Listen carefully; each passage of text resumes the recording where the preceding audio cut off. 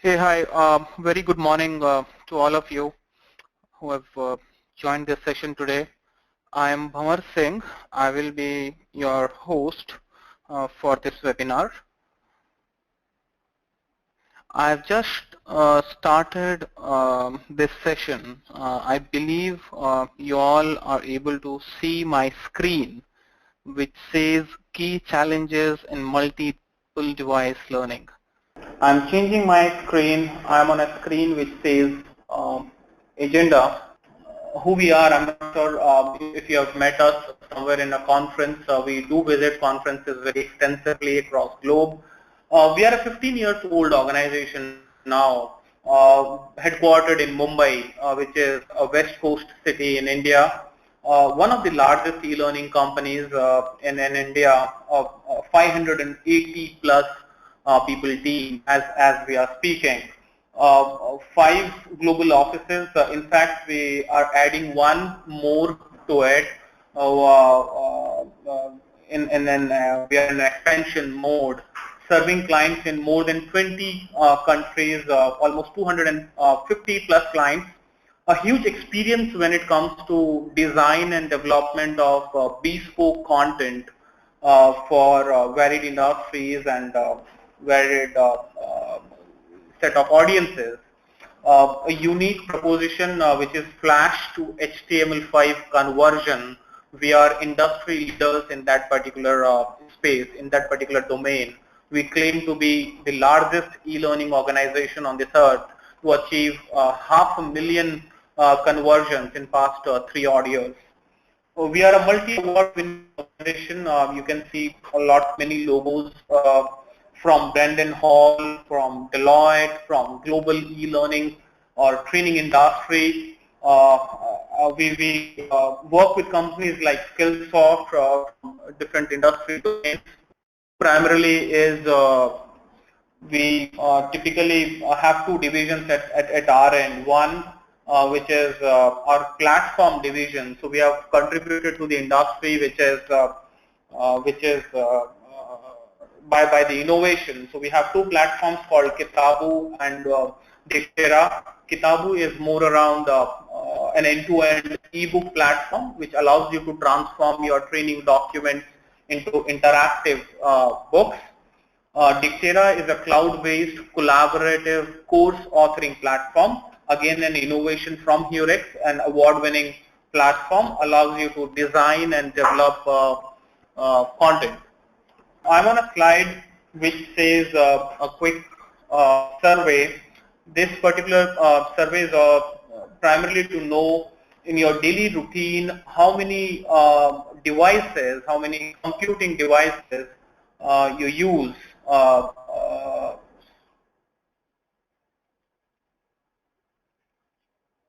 Yes, so this is now on your screen. You can take next 10 to 15 seconds to respond to this survey or a poll. Great, great. So just for them, those who are not able to see my screen, this survey was about how many computing devices you use on an average for your routine work. So most of the responses which I'm seeing is right now 3, almost 65% of the audience which we have today are responding with 3, almost 20% are more than 4. That is good. That is interesting. In fact, perfect. So no one is not really much responses to 1 and 2, and that's the reason. In fact, we have thought of bringing up this particular topic on dealing the challenges of multi-device learning. Good. So I'm stopping this poll now. I have most of the responses from you guys. I'm going back to my slide. Perfect. So let me give you a quick background. Thing is, it is for good that technology has evolved and it has really made our lives easy. But just the way we have done this poll about number of devices which we use, there is a survey out, and then what it tells you is that on an average in 2014, the survey is coming from, on an average a person is using almost 3 devices in their routine to access information, to access learning. Then there is another survey which is more like a projection, which tells you about by 2020 it will go up to 4 to 5 devices on an average per learner will be using to access learning content. So that's the technology advancement we are going to face in time, and for L&D professionals that will be the concern to reach out to your audience onto devices or platforms where they have started using it. So key things which we'll be discussing today very quickly, and to honor your time, I will be a little fast so that I can share as much as possible. I've consumed a lot of minutes with this technology glitch. I'll be talking primarily about when we adopt or when we talk about multi-device learning. I have seen my clients, my audiences, my prospects, and wherever I go in conferences, people talking about, confused about, should they really go with responsive nature of the content of the e-learning material, or scalable is the way they can really rely on. So what exactly these scalable and responsive are, and how we can really deal with it. That is one of the challenges I will talk about today. And deciding on the content availability. So I will be talking about should the content be made available offline to your learners? What are challenges of offline availability to content? And onto a 5-inch screen size, can you really think of an online connectivity? Always an e-learning connected content on the LMS. I'll be talking about it. Mobile apps is something which we all are aware of, but a lot of things about these mobile apps which we really need to consider when we talk about mobile learning, right from choosing which mobile app you should really consider when in your organization with your target audiences. It should be a native or a hybrid app. I'll be talking about these countless browser OS device combinations which we have today. Every now and then there is a new version of something. Let it be some operating system or a new browser or a device which comes into picture. There is no standardization in this world now, and there's new version every now and then. So how to really go about when it comes to a countless, endless browser OS device combinations. Then I'll be spending some time on talking about the changing patterns of learning, the way our learners are changing their behaviors when it comes to small screen devices or when it comes to multi-device based learning. It has really changed the way learners are learning these days, right from their learning attention span. So I'll be talking about that too.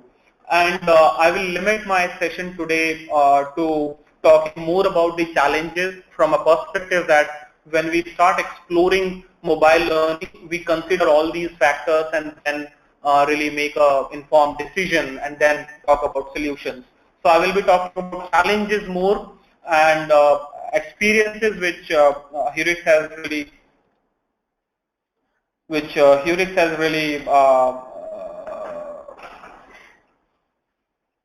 solved it. The last challenge is basically about the delivery of the content, mobile content.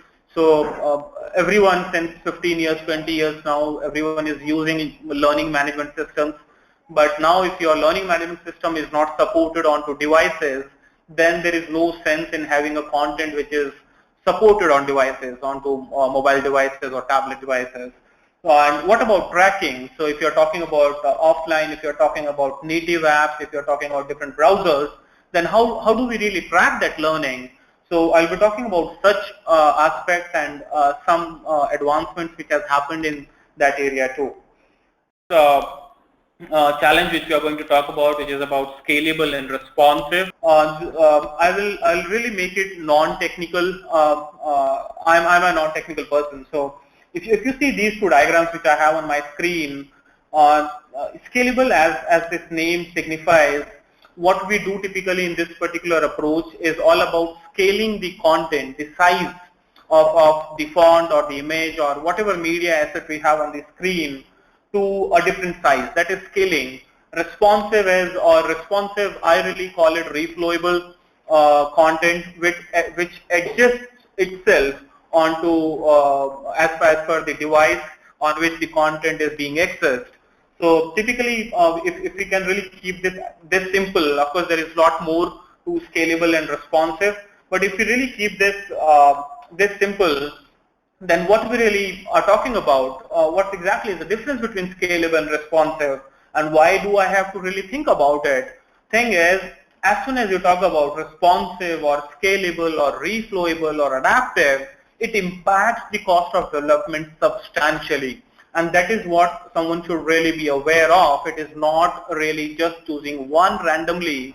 A lot of things you need to really think of when you talk about scalable and responsive, right from the type of the content. So if you have a content which is, let's say, a game-based content which you have, the obvious recommendation to people in that domain or that type of with that type of content is responsive would not really work because you cannot really have a 10 by 10 grid in a responsive way on a 7-inch screen. So there are various components to it, right from the usability, the interactivity part. So just to keep it simple, I would say the content treatment or the style of the content really plays a great role when it comes to deciding scalable and responsive. If it is a simple content, let's say a combination of image and the style and flow is more of a text and image combination, not much complex, you can really think of responsive. Then scalable works well when it comes to complex content types. And one more thing, when we are talking about scalable and responsive, you have to really make a wise choice when in deciding smartphones are really needed in your delivery environment. That is another aspect of thinking about scalable and responsive, because as soon as you talk about smartphones, which is any device of 5-inch or 4.5-inch, then responsive thing really come into picture. If you are really dealing with iPad or tablet which is of 7-inch or 10-inch, I would say scalable really serves the purpose to a great extent. Of course, not in all the scenarios. Then the second is deciding the availability, which is online and offline. So when I say online and offline, it's basically when we are on mobile devices, on tablet devices, we are not always connected. We are at times in flight, we are at times in remote areas where we do not have a continuous connectivity. Then what organizations always prefer is, what they think is like, why don't we make our content available onto their devices so that they can download it and access it?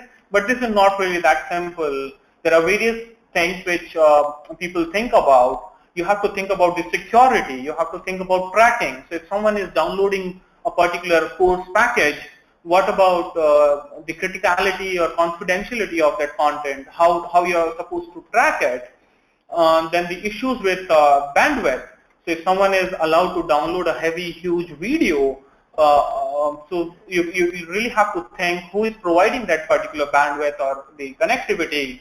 Will my learners will be happy to utilize their own connections, or the storage space, because devices comes with the limited storage spaces, and everyone would not like to really fill that whole thing with e-learning modules of their organization. So overall device support, if a device is really support those kind of bandwidth and the memories, those kind of things. So these are various aspects when you talk about availability of the content should be online or just the offline. These are certain checks when you can think about online and offline.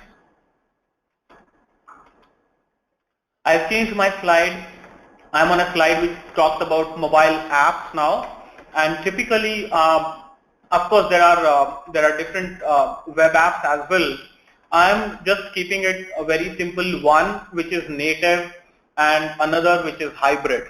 So when I say native, it is typically creating an app just for iOS, which let's say, or Android, which you can host it onto their app store or a Play Store.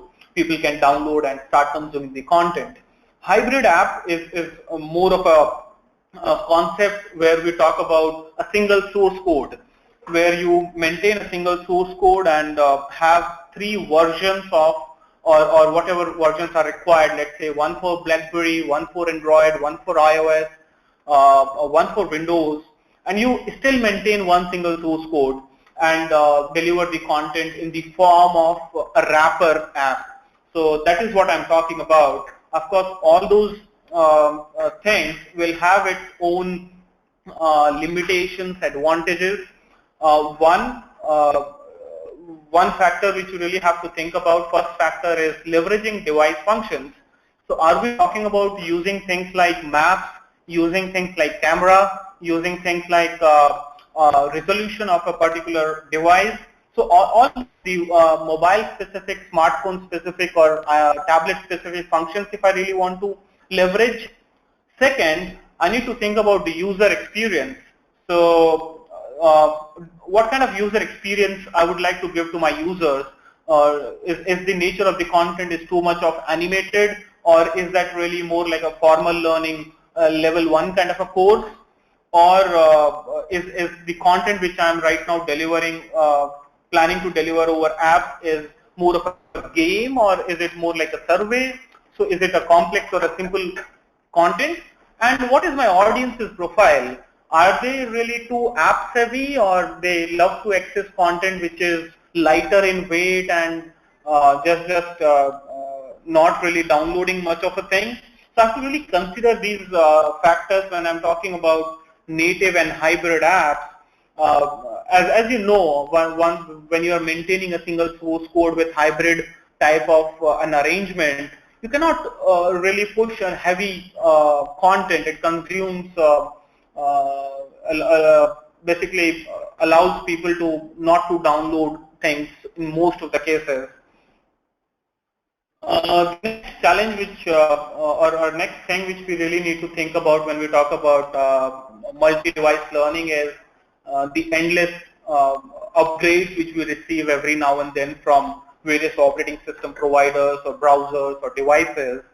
As you see on my screen now, it is all talking about various sizes of screens. There is no standardization. You name it. There are devices available of 4, 4.1, 4.2, 4.3, 4.5, whatnot. All sort of screen sizes you have today available from various types of providers. N number of browsers you are dealing with, n number of OS, operating systems, right from Android to Windows to iOS and Mac and whatnot. So in this huge dynamic endless upgrades world, what exactly are the things which I really have to think? I would say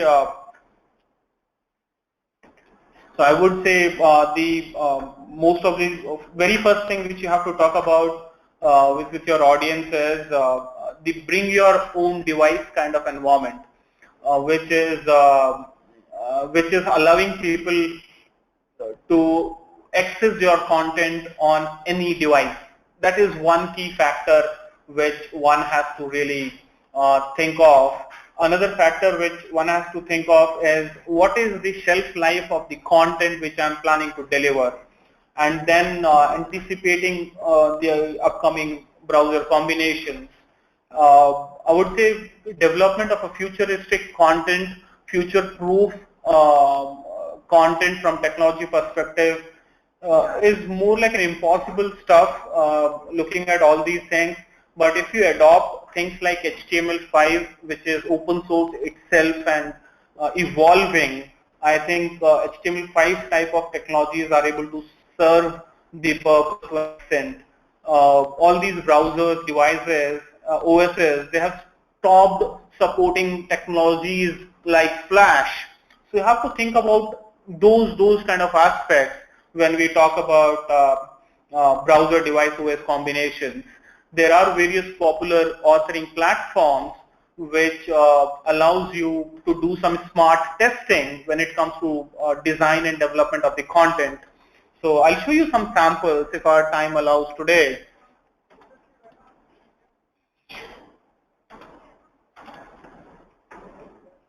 I'm on a slide which says changing learners pattern. Says changing learners pattern. So something which you see right now on your screen is something what you see right now on your screen is typically the attention span which we have on devices. So what I have here is a 17-inch, I'm sorry, it's a 5-inch or a 4-5-inch smartphone, where what we have observed is people don't spend anything beyond 17 minutes at a stretch, and this is coming out of research, and that is at a stretch when someone is doing something interesting on the on that screen size. But when you talk about learning content, people do not have any attention span beyond 3 minutes or max 5 minutes. That's the kind of learning pattern which we are observing on small screens. And second is tablet, where you have at least 7-inch, 10-inch. We are talking about maximum of 30 minutes of attention span from a learner. That is the kind of learning pattern which we are observing. On laptop, desktops, of course, it is around 40 minutes at a stretch. And when we talk about larger screens than that, then we can definitely think of beyond 50 minutes or 1 hour long modules. So that's the key thing which we have to really think of. So if you are trying to push certain content on 5-inch screen device, just we have to make a thumb rule that anything beyond 3 to 5 minutes is not going to really work. And we have to really think about treating the content in the right way. For small screen devices, what we have observed is we have to really make a decision if content needs to be just an animated way or you want really an interactive module out of it. Just giving you a real estate of 5-inch screen size, it doesn't allow you to really do much on that screen. So having unnecessary interactions with the course is not going to really serve the purpose. So at times self-playing, when I say self-playing, I'm talking more about animations, I'm talking more about videos, such type of things. Then the nature of content as well. So that plays a very critical role, in fact, in the learner's behavior. We have observed in various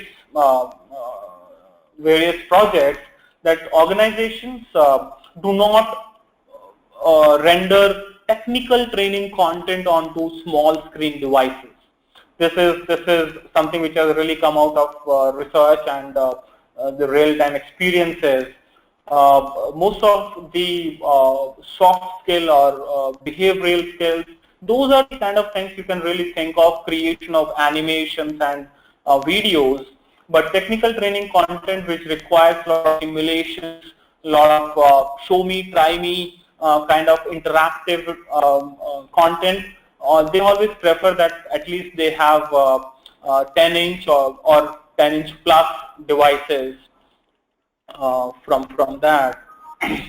Then another interesting factor which is what we have observed from the patterns perspective, learning patterns perspective, is people utilize very beautifully the pre and post aspect of the formal learning thing. So if someone is, like, when I say formal learning sessions, it is more to do with the lengthier learning sessions which we have. Let it be in classroom mode or a lengthier module in a e-learning fashion onto a large screen. So what one can think of is, like, why don't we utilize these 7-inch, 5-inch devices for pre-classroom, formal learning session or post-formal learning session, for learning remediation or some surveys or some kind of short games or some kind of knowledge nuggets. Those are the kind of things one can do, of course, to push your learning a bit. Then the LMS and tracking part of things. So what we have really seen is and people have invested heavily, and trust me, it has not worked. It has not worked well with organizations, those who have just developed an app randomly just to push some content onto apps. You really have to find a way or find a channel how you are going to really allow that mobile or a tablet-based learning talk with your learning management system, the delivery mechanism. End of the day, the formal learning environment, you need to track things. You need to know what is the consumption, who is doing the course, what are their scores, what is their, and number of other reports which we generate from LMS. So does that mean if in a mobile learning world, multi-device learning world, we are not going to talk about tracking and scoring and reporting? That is not. There are various things available. In fact, nowadays, I'm sure you all are aware of things like Tin Can, or most of the learning management systems are nowadays coming up with their own mobile app versions. Of course, they have their own limitations, but they come up with their own some kind of shell wrapper for mobile app delivery, so that you can design content and upload your content on the same LMS, and that can be consumed on devices too. And it is always not just if you have a course in HTML5, which is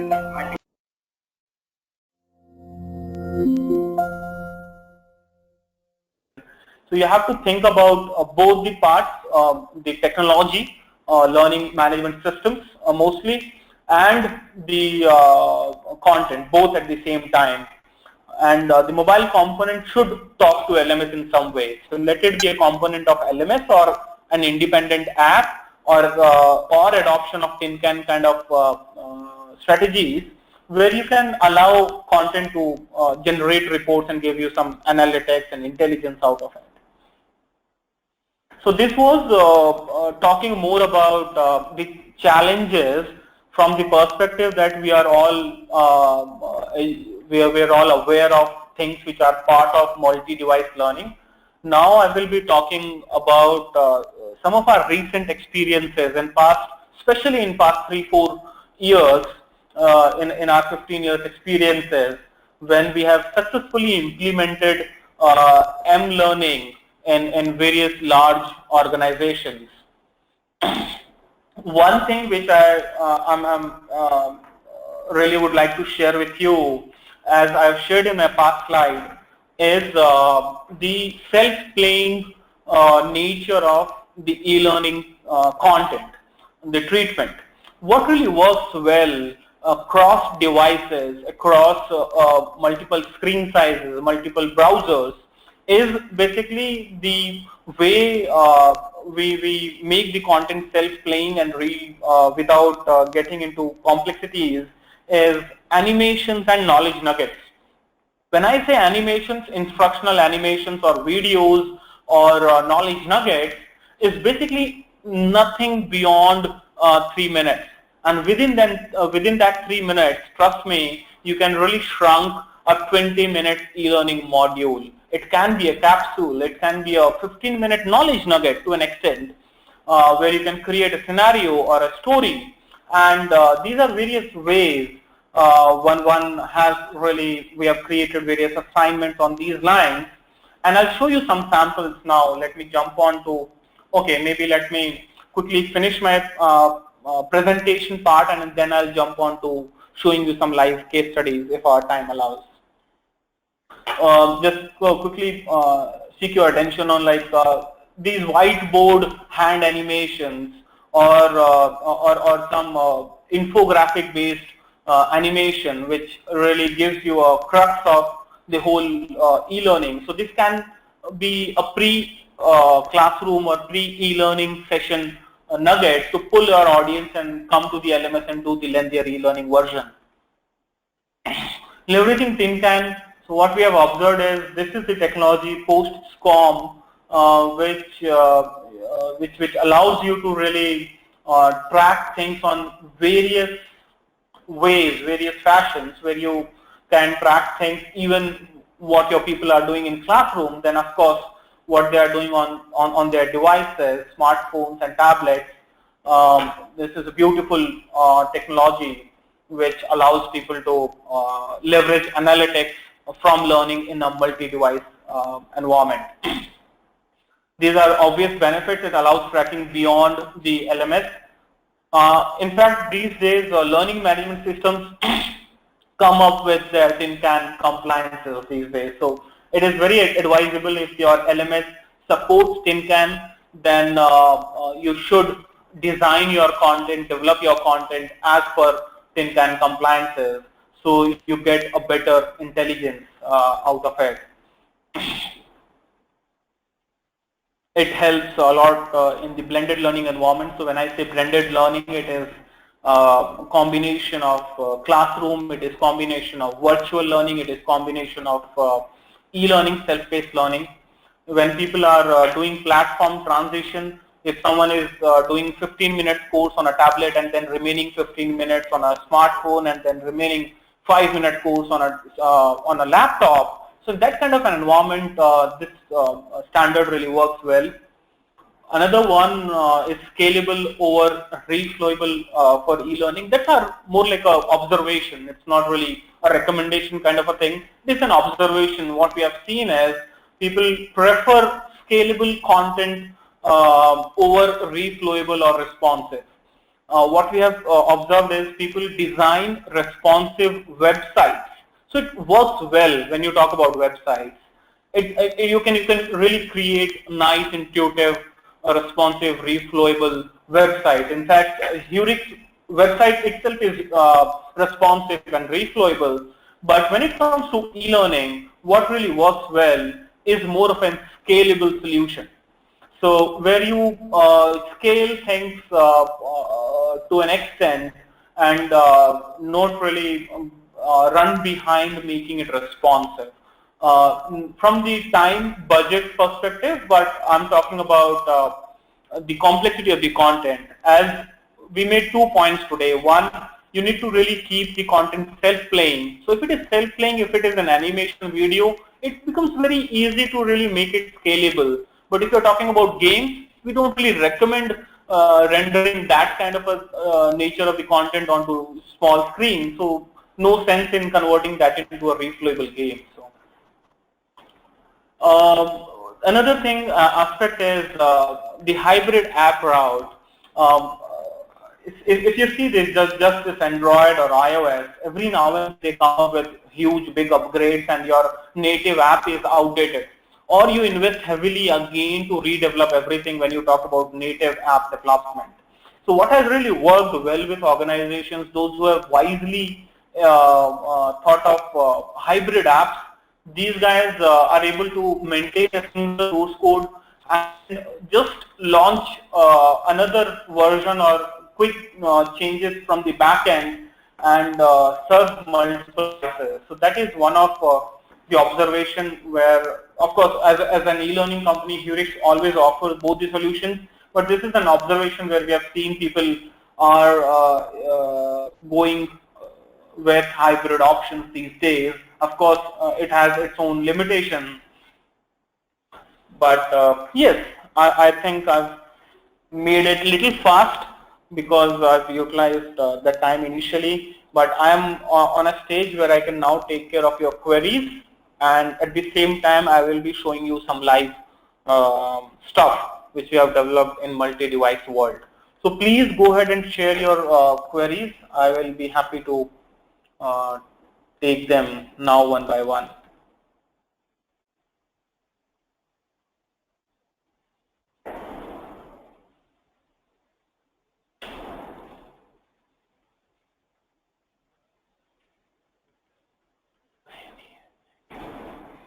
All right, so good. So I think most of you guys would like to see some samples itself.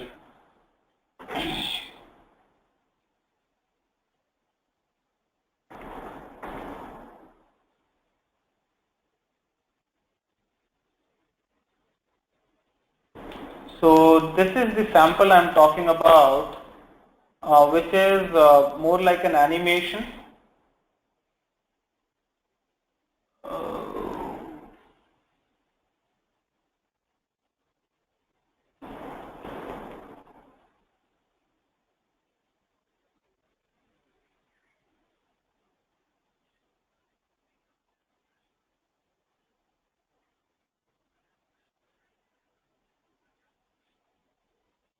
I hope you can hear the voice with for this animation.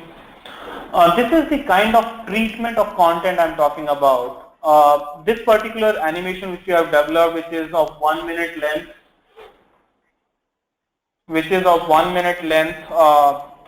really is created out of a 20-minute module. So it was a level 1 kind of a course earlier, and people have they wanted to convert the same concept into an mobile learning delivery. This is another way talking about the infographic way of treating the content. It was a content heavy, it was a number heavy module that got converted into a self-playing. And I talked about some stories, so let me show you a story which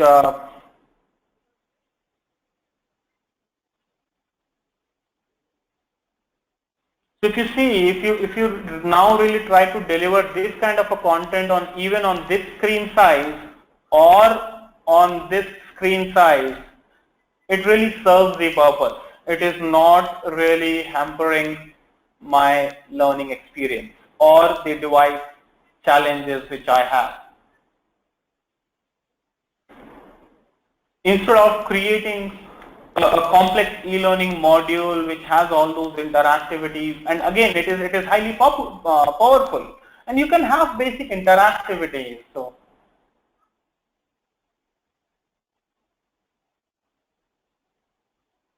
this is another way which is highly popular these days for story-based learning in an animation or for a multi-device environment.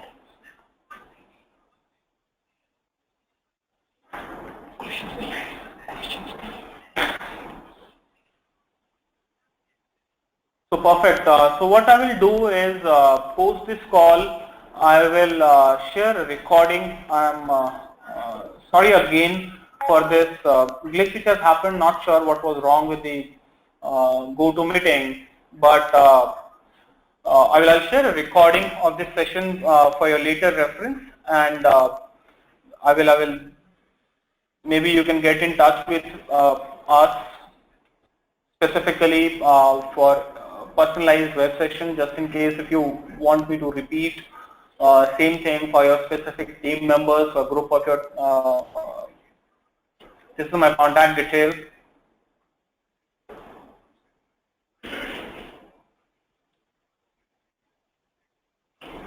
All right, thank you again for all of you for your valuable time and your continued interest, and I will be in touch post this session. I'll drop a note so that we can address your queries if any, and maybe help you understand the multi-device learning further from our experiences. Thank you, and wish you all a great day ahead.